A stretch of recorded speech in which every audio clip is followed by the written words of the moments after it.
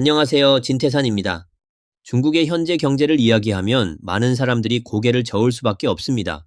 대학생들은 일자리를 찾을 수 없고 많은 고학력 화이트 칼라들이 잇따라 해고되고 있습니다. 심지어 북경, 상해, 광주, 심천과 같은 일선 대도시들조차 경제가 눈에 띄게 악화되고 있습니다. 하지만 중국에는 가뭄과 홍수에도 불구하고 수확이 보장되는 생활을 하는 사람들이 있습니다. 이들은 농약과 화학 비료에 오염되지 않은 자연 유기농 음식을 먹고 밖에 나가면 호화로운 자동차를 타고 다니며 경제적으로 매우 풍족한 생활을 하고 있습니다. 게다가 이들 중 대부분의 아내와 자녀들은 막대한 자산을 가지고 해외로 이민을 가 우월한 삶을 누리고 있습니다. 이들은 바로 중공 고위 간부들입니다. 중국말에 무관불탐이라는 말이 있습니다. 모든 중공 고위 간부들이 비리로 돈을 벌고 있다고 말할 수는 없지만 중공의 정치권에서는 탐욕을 부리지 않고 남의 것을 차지하지 않는 고위 간부는 정말 매우 드물다고 할 수 있습니다. 예전의 사례들을 보면 2013년 7월 광동성 무명시의 전서기인 나음국은 뇌물수수, 거액의 재산 출처 불명, 그리고 범죄 금액이 억 위안대를 초과한 혐의로 사형 집행유예를 선고받았습니다. 표면적으로 보면 나음국은 16억 위안의 뇌물을 수수하고 100여 명이 넘는 정부들을 두고 있었으며 이러한 부패 사건은 중국의 부패한 고위 간부들 사이에서 흔히 발생하는 일입니다. 외부 사람들이 부패한 고위 간부들의 부정부패 내막과 그들의 심리를 엿볼 수 있었던 것은 나음국이 조사를 받는 동안 진술했던 진심 어린 말 덕분이었습니다. 핵심 문제는 누가 부패 관리가 아니냐는 것입니다. 여러분이 내 수준의 관리 중에서 부패 관리가 아닌 사람을 하나라도 말할 수 있습니까? 지금이 바로 부패의 시대 아닙니까? 결국 부패 관리를 조사하고 부패한 자들이 부패한 자를 단속하는 것 아닌가요? 설마 이런 걸 제가 설명해야 하나요? 저를 조사하는 사람들이 정말 모르고 있나요? 당신들 중에 누가 감히 자신이 결백하다고 말할 수 있습니까? 당신들이 입고 있는 옷, 피우는 담배, 차고 있는 시계를 한번 보세요. 그중 어느 하나 10만 위안이나 8만 위안이 넘지 않는 게 있습니까? 당신들의 월급으로 1년 동안 피울 담배 값이나 충당이 됩니까? 저 같은 직급에서 100명, 심지어 180명 정도를 부양하지 못할 사람이 누가 있겠습니까? 이런 건 너무 평범한 일입니다. 다들 부패한 사람들인데 왜 저만 잡나요? 잡으려면 다 잡아야죠. 촌장부터 위로 올라가면서 다 잡아야죠. 그 중에 나보다 더 청렴한 사람이 있을까요? 저는 그저 작은 새우일 뿐이에요. 진짜 큰 탐관을 당신들은 잡을 수나 있나요? 나음국은 한때 이렇게 말한 적이 있습니다. 내가 부패 관료라면 이는 공산당 관료들이 모두 부패 관료라는 걸 의미한다. 당신들이 무슨 권리로 나만 겨냥해 탄압하는가? 너희가 진짜 나에게 자백하라고 한다면 나는 사흘 밤낮, 심지어 석 달, 3년 동안 폭로할 수 있다. 나는 무명의 관료 사회를 송두리째 뒤집어 놓을 수 있다. 그리고 그는 실제로 그렇게 행동했습니다. 전해지는 바에 따르면 나음국은 구금된 한 달 동안 100명이 넘는 처급 이상의 고위 간부들의 이름을 털어놓으며 무명 지역의 정치계에 대지진을 일으켰습니다. 아이러니하게도 2008년 무명일보 등 관영 매체에 따르면 나음국은 당풍과 청렴 정치를 엄격히 추진하겠다고 말한 적이 있습니다. 그는 공개적으로는 그런 말을 했지만 그 뒤에서는 여전히 부패를 계속했습니다. 바로 이것이 중공 부패 관료들의 일반적인 상태입니다. 2016년 7월 22일 나음국은 위암으로 감옥에서 사망했습니다. 중공 당수 습근평이 2012년 집권 이후로 계속해서 반부패를 주장하며 부패 관료들을 끊임없이 처벌해왔지만 12년이 지난 지금도 중국의 고위 간부들은 여전히 부패를 이어가고 있습니다. 한 명의 고위 간부를 잡을 때마다 그가 뇌물로 챙긴 금액을 항상 공개합니다. 수천만 위안 정도는 비교적 적은 금액으로 간주되며 몇억 위안, 몇십억 위안, 몇백억 위안까지도 흔히 있는 일입니다. 인터넷에는 세상에서 가장 돈을 많이 버는 직업은 국민을 위해 봉사하는 것이라는 문구와 함께 원하남성 부성장인 류학주의 사진이 실린 게시물이 퍼지고 있습니다. 그가 체포된 후 밝혀진 사실은 그가 200명 이상의 여성을 성폭행했고 80명 이상의 정부와 536억 위안의 예금, 186kg의 금, 수많은 보석, 136채의 부동산, 83대의 호화 자동차를 소유하고 있었다는 사실이 폭로되었습니다. 게시물은 이렇게 말합니다. 이제 돈이 어디로 갔는지 알겠죠. 그의 집 지하실에 있는 현금은 화폐 공장의 재고보다 더 많다. 이것이 바로 전형적인 중공 부패 관료의 행태입니다. 류학주는 무기징역형을 선고받았습니다. 이러한 부패한 관료들은 뇌물과 부패로 얻은 돈을 숨기는데도 큰 고민을 겪습니다. 2018년 1월 중국의 소셜미디어에서 한 동영상이 퍼졌습니다. 이 동영상에는 한 사람이 중고 아파트를 구입해 리모델링을 하려고 할 때 발코니 벽을 부수고 들어갔더니 깜짝 놀랄 만한 장면이 나타났습니다. 벽 안에 정리된 차에 쌓여있는 많은 현금을 발견한 것입니다. 전해지는 바에 따르면 그 액수는 1억 5천만 위안에 달했다고 합니다. 새 집주인은 충격을 받아 즉시 경찰에 신고했고 경찰이 도착한 후에도 손도 대지 못하고 검찰에 통보했습니다. 결국 그 현금은 압수되었습니다.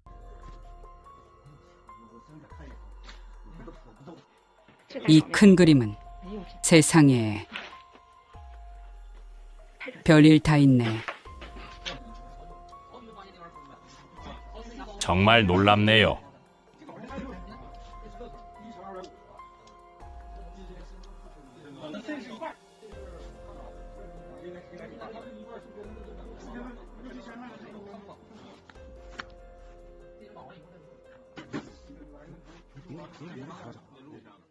온라인에서는 이 사건이 북경의 한 아파트 단지에서 일어난 일이라고도 하고 또 어떤 이들은 이 사건이 흑룡강성 하비빈시나 길림시에서 발생했다고 말하고 있습니다. 하지만 현장의 집주인과 경찰의 사투리를 듣고 판단할 때 그들은 모두 동북지방 사람들인 것으로 보입니다. 어떤 사람들은 이것이 어떤 부패한 관료가 숨긴 돈이라고 주장하고 또 다른 이들은 이 돈이 사기단의 돈이라고 말합니다. 어쨌든 이렇게 깔끔하게 정리된 현금을 보면 그 출처가 불법일 가능성이 높다고 할 수 있습니다. 2024년 11월 19일 중공 최고 검찰원은 중국 석유천연가스그룹 유한 회사의 전 당조서기이자 회장인 왕의임이 뇌물수수 혐의로 내몽골 자치구 아기다사시 검찰원이 시 중급법원에 기소했다고 발표했습니다. 검찰은 왕의임이 다른 사람에게 이익을 제공하고 그 대가로 큰 금액의 뇌물을 받은 혐의를 적용하며 그 금액이 특별히 거대한 수준에 해당한다고 주장하고 있습니다. 따라서 왕의임은 뇌물수수죄로 형사책임을 물어야 한다고 밝혔습니다. 왕의임이 실제로 얼마를 뇌물로 받았는지에 대해 중공 당국은 아직 구체적으로 밝히지 않았습니다. 하지만 아래의 동영상에서 볼 수 있듯이 그의 비리 금액은 엄청 거대한 수준임을 알 수 있습니다.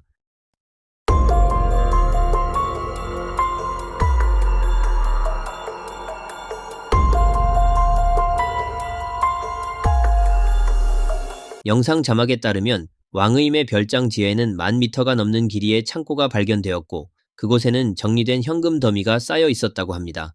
이를 모두 운반하려면 10대의 트럭이 한 주 동안 계속해서 운반해야 할 정도였다고 합니다. 왕의임은 은퇴 후에도 매달 2만 위안 이상의 연금을 수령할 수 있다고 합니다. 2023년 1월 호남이시에서는 2022년 호남 반부패 특집 프로그램을 방영하며 원호남 성상담시 인민대표대회 상무위원회 부주임인 부국평의 부패와 뇌물 은닉에 관한 세부 사항을 공개했습니다. 그 중에서는 부국평이 받은 선물과 금품이 너무 많아서 고향에 별장을 지어 뇌물을 숨기기 위한 장소로 사용했다고 밝혔습니다. 부국평이 조사를 받으면서 수사팀은 그의 집에서 집 옥상에 있는 벽체를 발견했습니다. 그 벽은 새로 칠해진 시멘트로 뚜렷한 수리 흔적이 있었습니다. 수사팀은 그 벽을 허물고 들어갔고 그 안에는 상자에 담긴 현금이 쌓여 있었습니다. 은행 직원들이 5대의 지폐 개수기를 사용해 5시간 동안 현금을 세었고 그 현금의 총액은 1200만 위안을 초과했습니다. 부국평이 집에 숨겨놓은 고급 술과 담배들도 산더미처럼 쌓여 있었으며 그중 한 병에 한화 몇십만 원 하는 모대 술만 해도 230여 상자가 있었고 이 모든 것을 트럭 한 대에 가득 실을 수 있었습니다. 어떻게 해야 할지 모르겠네요.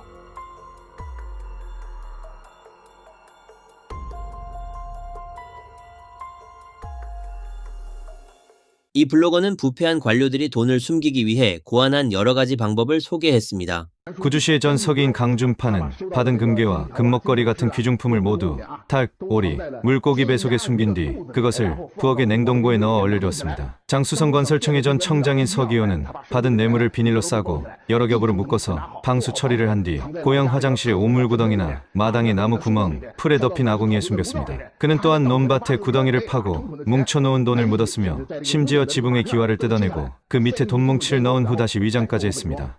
더 웃긴 것은 귀주성 장순현 전 정치협상회의 부주석인 호방유가 거액의 예금증을 특제 가죽 벨트에 숨긴 사건입니다. 어느 날 밤 한 도둑이 그가 잠을 자고 있을 때 몰래 창문으로 그의 바지를 훔쳐내고 바지 주머니에서 지갑을 빼내고 바지와 벨트를 대문 뒤에 버렸습니다. 2명의 초등학생이 그 바지를 발견하고 좋은 일을 하겠다며 경찰서에 넘겼고 경찰이 이를 확인해 보니 벨트 안에 숨겨진 격자 공간에서 4장의 고액 예금증이 나왔습니다. 총액은 42만 위안으로 결국 이를 바탕으로 호방유를 체포할 수 있었습니다. 이 이야기를 들으면 마치 첩보 영화의 한 장면 같지만 현실에서 실제로 벌어진 일이어서 한편으로는 황당하고 또 한편으로는 웃기기도 합니다. 이들 관료들이 사건이 터지기 전까지는 모두 매우 청렴한 모습을 보였습니다. 2024년 10월 29일 귀주성 전성 당서기인 손지강은 사형 집행유예와 종신형을 선고받았습니다. 그는 2002년 하반기부터 2023년 8월까지 관련 기관과 개인들을 위해 주식 인수, 프로젝트 진행, 부동산 개발, 공사 계약 등에서 이익을 취하고 자신 또는 다른 사람을 통해 불법적으로 총 8억 1,300만 위안의 금품을 받았다는 혐의를 받았습니다. 이는 그가 2016년 1월 30일 귀주성 제12기 인민대표대회 제4차 회의, 제3차 전체회의에서 귀주성 성장으로 선출된 후 선서하는 장면입니다. 나는 선서합니다. 중화인민공화국 헌법에 충실하고 헌법의 권위를 수호하며 법정 직무를 수행하고 조국과 국민에 충성하며 직무를 다하고 청렴하게 공직을 수행하며 국민의 감독을 받으며 부강하고 민주적이며 문명적이고 조화로운 사회주의 국가 건설을 위해 노력하겠습니다. 선서자 손지강. 영상 아래에는 2024년 8월 14일 손지강이 천진시 제2중급 법원에서 재판을 받을 때 눈물을 흘리며 증언하는 장면이 담겨 있습니다. 귀주성은 중국에서 가장 많은 빈곤 인구와 빈곤 면적이 가장 큰 지역이지만 중국 공무원들의 부패 행위에는 전혀 영향을 미치지 않았습니다. 중공 통계에 따르면 최근 몇 년간 귀주성에서는 7명의 억 위안대 부패 관료가 등장했습니다. 이들은 다음과 같습니다. 8억 1,300만 위안의 부패를 저지른 귀주성, 전서기 손지강, 4억 5천만 위안의 부패를 저지른 귀주성, 정치협상회의 전 주석 왕부옥, 4억 3,200만 위안의 부패를 저지른 귀주성 정치협상회의 전 부주석 이재용, 2억 1,000만 위안의 부패를 저지른 귀주성 전 부성장 왕소광, 1억 800만 위안의 부패를 저지른 귀주성 정치협상회의 전 부주석 주건곤, 1억 1,290만 위안의 부패를 저지른 마오타이그룹 전 회장 원인국, 1억 1,000만 위안의 부패를 저지른 귀주성 탄광지질국 전 국장 고위동, 해외 중국어 매체 대기원의 시리즈 논평 당 문화의 해체에 따르면 공산당 문화는 사람들에게 거짓말을 하도록 유도하는데 이는 한 입으로 두 말하는 방식으로 나타난다고 합니다. 즉 무대 위에서 대외적으로는 한 가지 말을 하고 무대 뒤에서는 또 다른 말을 하는 것입니다. 이 논평에서는 입으로는 청렴을 주장하고 뒤로는 부패를 저지른 부패 관리들의 실제 사례도 소개하고 있습니다. 원 귀주성 서기인 류방인은 말했습니다. 덕으로 국가를 다스려야 하고 반부패 투쟁을 심화시켜야 한다. 그러나 그는 660만 위안을 뇌물로 받은 혐의로 무기징역을 선고받았습니다. 원 운남성 성장인 이가정은 말했습니다. 내가 가장 바라는 것은 향후 5년 내에 아직 해결되지 않은 160만 명의 국민의 빈곤 문제를 해결하는 것이다. 그러나 그는 1,800만 위안을 뇌물로 받은 혐의로 사형 집행유예를 선고받았습니다. 원 전국인민대표대회 상임위원회 부위원장인 성극걸은 말했습니다. 광서성에는 아직 700만 명이 빈곤에서 벗어나지 못했음을 생각하면 내가 이 자리에 있는 동안 잠도 제대로 잘 수 없다. 그 역시 2천만 위안을 뇌물로 받은 혐의로 사형을 선고받았습니다. 원 상하이시 당서기이자 정치국 위원인 진양훈은 말했습니다. 반부패와 청렴운동은 한순간도 소홀히 할 수 없으며 항상 머리를 맑게 하고 기치를 선명히 하며 태도는 확고해야 한다. 그는 수십억 위안 규모의 사회보장기금 사건에 연루되어 직위 해제 후 조사받았습니다. 이들 관료들은 입으로는 좋은 말은 다 갖다 말했지만 실제로는 어떤 행동을 했나요? 2024년 11월 23일 구평 20주년 세미나에서 전 중공당 간부인 주국강은 중공 관료 사회의 여러 어두운 면을 자신의 경험을 통해 폭로했습니다. 그는 중국에서 리더가 되는 일은 정말 쉽다. 회의에서는 그냥 원고를 읽기만 하면 되고 원고와 심사를 맡은 사람이 따로 있다. 잘못 읽지 않으면 된다. 고위직에 있는 사람은 그냥 부하들이 보고하는 것을 들으면 된다. 결정을 내릴 때 실수를 할 수도 있지만 체면과 자존심 때문에 아무도 지적하려 하지 않는다고 말했습니다. 또한 은퇴한 관료들이나 은퇴가 가까운 사람들은 준공이 자신을 버릴 것에 대해 매우 걱정한다고 했습니다. 왜냐하면 그들은 이미 준공에겐 별 가치가 없기 때문입니다. 주국강은 예를 들어 나는 은퇴했지만 여전히 높은 복지를 받는다. 만약 내가 문제가 생기면 당국이 많은 돈을 아낄 수 있다. 그래서 준공은 쓸모가 없는 은퇴하려는 당원을 버릴 수 있다라고 밝혔습니다. 국민을 위해 봉사하고 복지를 추구하는 민주주의 국가의 관료들과는 달리 그들의 일하는 태도는 이렇습니다. 이 사진은 어느 준공회의에서 주석단 아래의 관료들이 비틀거리며 자고 있는 모습을 보여줍니다. 이 사진의 문구에는 탐하지 않는 공무원이 있는가? 등불을 들고 찾아도 찾기 어렵다라고 적혀 있습니다. 준공 관료들의 현실을 비추어 보면 이 표현이 매우 적절하다는 것을 알 수 있습니다. 중국 자유파 작가인 진휘의 저서 공동의 마지노선에서 일부 챕터 내용이 중국 소셜미디어를 통해 영상 형태로 널리 퍼졌습니다. 그중 한 부분의 내용이 많은 사람들의 주목을 받았습니다. 권력의 중심에서 좌와 우를 번갈아 사용하며 전제적 강권에 의존하여 먼저 좌의 명목으로 약탈하고 이어서 우의 명목으로 이익을 분배한다. 사회주의라는 이름 아래 민중의 사적재산을 공적으로 만들고 시장경제라는 이름 아래 공적재산을 권력자의 사적재산으로 전환한다. 국유재산은 좌우 순환을 통해 원시적 축적의 펌프 역할을 하며 제약 없는 권력을 강력한 모터로 삼아 한쪽으로는 민중의 사유재산을 국고로 흡수시키고 그 국고의 자산은 다시 권력층의 개인적 재산으로 전환된다. 이 책은 정말로 대담하게 표현한 책이라고 할 수 있습니다. 위의 문장은 준공 관료들, 특히 권력층을 묘사하는 데 매우 적합합니다. 한 여성 블로거는 준공 정부의 위선적 행태를 지적했습니다. 재정부 대변인이 말하길 앞으로 정부는 국민들의 더 나은 삶을 위해 정부가 긴축하겠다고 했어요. 정말 감동적이네요. 이 말은 틀린 게 없어요. 사실 우리 평범한 사람들은 정부가 빡빡한 삶을 사는 것을 원하지 않습니다. 우리는 정부 관료들과 같은 삶을 살기를 바랄 뿐입니다. 공무원도 우리 보통 사람과 똑같은 대우를 받는 것만으로도 충분합니다. 두 가지 기준을 정할 필요도 없고 정부가 긴축하며 국민의 좋은 삶을 만들 필요가 없습니다.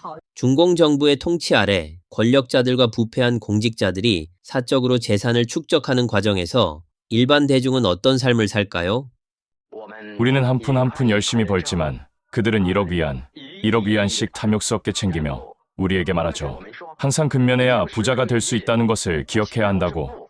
하남성 평장산의 자원봉사자가 지역의 한 빈곤 가구를 방문했을 때 촬영자가 말했습니다. 정말 극한의 가난에 처한 곳이에요. 속옷조차 없어서 그냥 벌거벗고 침대에 누워 있을 수밖에 없는 상황입니다. 마하고 같이 먹어요. 더 이상 말하지 않을게요. 빨리 먹어요. 보세요. 집이 벽밖에 없어요. 자원봉사팀이 먹을 것을 좀 가져왔어요. 이 사람은 다른 걸 가져다 주면 만들 줄 몰라서 사과랑 배, 빵을 조금 가져왔어요. 배불리 먹어요. 말하지 말고 먼저 먹어요. 한 네티즌은 이렇게 말했습니다. 아니, 이제는 빈곤이 해소되지 않았나요? 이 질문은 정말 적절합니다. 2021년 2월 25일 준공 최고 지도자 습근평은 전국 빈곤 퇴치 종합평가 및 표창 대회에서 9,899만 명의 농촌 빈곤 인구가 모두 빈곤에서 벗어났다고 발표하며 이는 인간의 기적을 창조했다고 자랑했습니다. 하지만 중국 민중들의 실제 생활 속 빈곤 현실은 준공의 선전과는 완전히 다른 모습을 보여주고 있으며 공산당의 선전에 큰 타격을 주었습니다. 정부는 국민들의 생계를 보장할 수 있도록 하는 것이 가장 중요한 역할입니다. 그러나 많은 사람들이 밥도 제대로 못 먹고 병도 치료할 수 없다는 어려운 상황에 처하게 될 때 인민을 사랑하는 정부라고 주장하는 준공 정부에 대해 다시 한번 깊은 의문을 품게 됩니다. 중국에서 이러한 빈곤과 의료의 불평등 문제는 단순히 경제적인 문제를 넘어서 정부의 책임과 의무가 제대로 이행되지 않음을 보여주는 사례입니다. 사람들이 기본적인 생존권조차 보장받지 못하고 있는 현실은 준공 정부의 인민을 위한 통치가 얼마나 위선적이고 허구적인지에 대한 강한 반증이 됩니다. 소련을 끝낸 고르바초프는 그의 회고록 소련의 운명에서 이렇게 말했습니다. 우리의 모든 경제 정책은 효율성과 민주주의에 부합하지 않았고 탐욕스러운 특권 계층은 막대한 부를 쌓았으며 다른 사람들은 모두 빈곤에 허덕였다. 소련은 결국 인민에게 버림받았다. 중국이 겪고 있는 고난 속에서 중국인들이 중공 정부가 자신과 가족에게 얼마나 많은 고통을 안겨왔는지를 깨닫게 될 때 중국 사람들이 중공을 버릴 날이 멀지 않을 것입니다. 오늘 영상은 여기까지입니다. 시청해 주셔서 감사합니다.